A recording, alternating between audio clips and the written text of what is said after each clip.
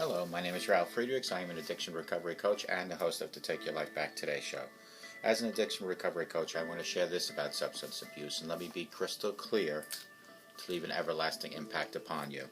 Imagine just being buried alive, but you know you're not dead. You don't know how to open the coffin and push the enormous weight of the dirt above the lid. You think about giving up, waiting for death to arrive. But then you say, maybe if I bang on the coffin lid, it'll unsettle the dirt, and maybe somebody on top will start noticing the dirt moving and dig their way down towards you. This is what it's like to find yourself at the lowest point of alcohol and drug addiction. You know you need help. You know you can't do it on your own, but you don't know how to reach out for help. In reality, there are people probably standing right by your grave. You don't know that. You're just waiting for death to arrive. Usually, though, people don't think about death when they're habitually abusing drugs. In order to feed an addiction, you have to be good at repressing the fear of death. I often ask you, my audience, did it ever come across your mind that abusing drugs and alcohol, that you take something so precious away that was given to you by your Lord Jesus Christ, your life, that you might overdose? Not only do you take your own life, but you take something very precious away from your children, your husband, your wife, your mother, your father. With this, I want to leave you with one other thought. Don't be the person that I'm reading about from these index cards that's in the coffin alive, now looking for help when it's too late. Instead, be the person that reaches out for help today by calling me 844-405-HELP. Call me at the Take Your Life Back Today show and let me help you take your life back, my friend, before your life is gone. There are people like Larry Geis from the Geis Academy. You can catch him at 516-458-2741. Larry Geis is an addiction recovery coach, a life coach. He will help you from your addiction to your recovery. Larry Geis also has www.odysseyconsultant.org on the internet. Go there, give him a call. He will help you from your depression to happier times, from your low self-esteem to higher self-esteem, from your addiction to your recovery. Larry and I always ask our clients, or tell our clients, it doesn't matter where you've been. It doesn't matter where you're coming from. What matters is that you're here reaching out today, asking for help for today and for a better tomorrow. Lean on Larry Geis as a crutch. Give him a call at 516-458-2741. Larry Geis will help you take back your life. When you speak to him, let him know that you heard about him on the Take Your Life Back Today show. Folks, globaleyeglasses.com. They are focused on saving you money, and I want you to be able to focus on my videos. What better way to focus better than by having a new pair of glasses? They have over 1,200 frames, plastic, metal, full frame, half frame, no frame at all. They have progressive, which is no line bifocals. They have line bifocals. They have transitions, photochromatics, and polarized lenses. They have all this available at globaleyeglasses.com. Folks, when you go to globaleyeglasses.com, check out their odd shapes that they have. Some of those frames are unbelievable. Make Elton John appreciate him. Go to www.globaleyeglasses.com, and remember this, that I have over 30 years experience, and I will be more than happy, because you're my audience, to help you pick out your frame and guide you towards the right lenses. But you need to do is get a hold of me at 631-599-0218. Go to www.globaleyeglasses.com. Let them focus on saving you money. Folks, do you have the courage to be honest? If honesty is really the best policy, then why is there so much deception in the world? And if we feel disrespected when someone isn't honest with us, then how can we justify even the little white lies that we carefully craft each and every day in our own lives?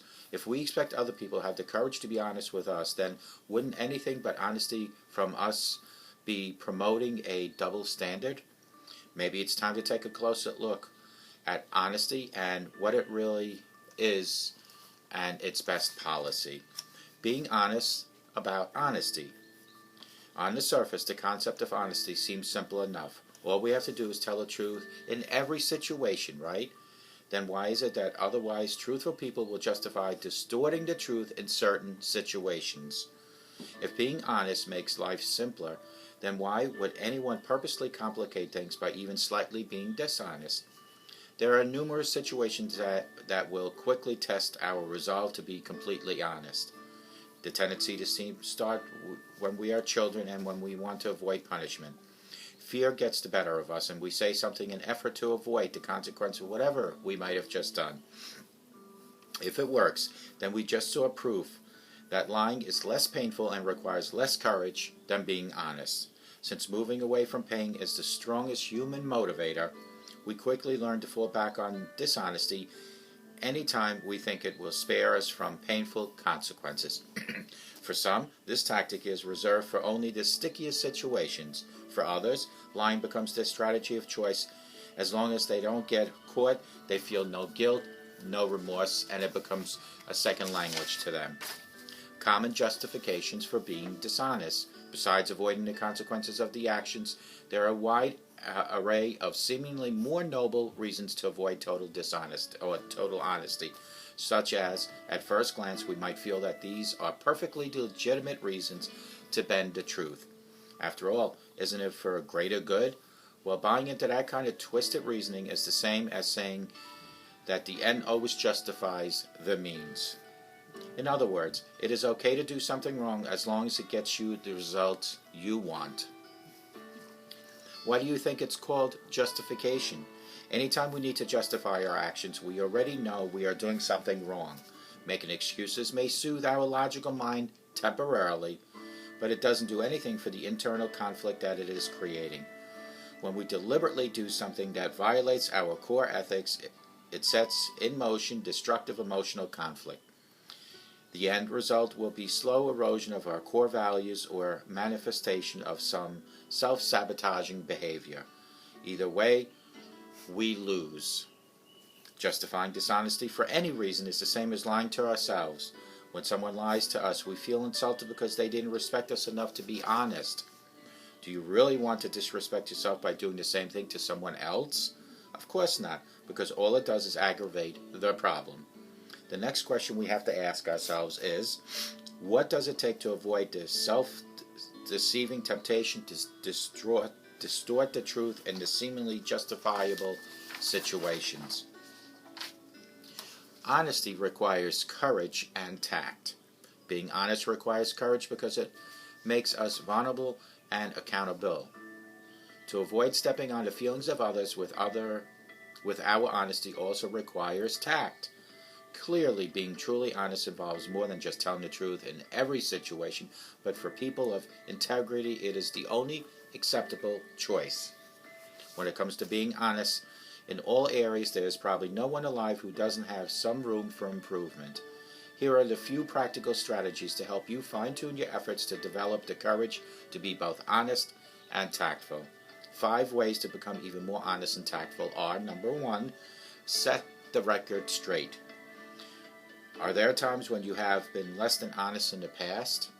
Having the courage to review your past offenses may cause some discomfort, but recognizing where you have tweaked the truth in the past can help you identify patterns and stop them from continuing. Number 2, practice honesty in the little things.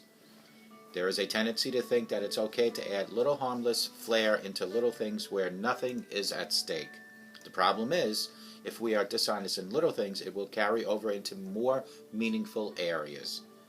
It is much better to develop honest habits in the areas that require less courage first, so we can build our integrity to face more difficult challenges for larger scale situations. Number 3, honesty emphasizes the positive. Or I should say honesty emphasizes the positive. Just because we are being honest doesn't mean that it is our job to point out the faults and shortcomings of anyone else. If we focus on positive, then our honest testing of people and situations can both be refreshing and encouraging. Don't confuse preference with reality. It is easy to color our view of reality based on our personal likes and dislikes. To be honest with others, we need to recognize that our personal preferences don't change reality. They only change how we feel about certain things. Being honest doesn't mean that we are obligated to express every feeling to have every subject. And then number 5, it's okay to say nothing at all. If someone puts you on the spot and being forthright is not in anyone's best interest, what can you do? Have the courage to tell them that you would rather not say. This can be difficult when they press for your opinion over and over again. Still, you have the right to speak or remain silent. This is especially useful if someone is trying to pull you into a pointless argument or when someone's feelings are on the line. Always choose the high road. Being honest may not always be the easiest or most convenient course, and that's why courage is required. But honesty is the course of integrity. Regardless of the prevalence of dishonesty, we all have the freedom to choose to live by higher standard. People of integrity will always recognize and appreciate your honesty and your courage. There is a strong and healthy trend toward transparency and honesty.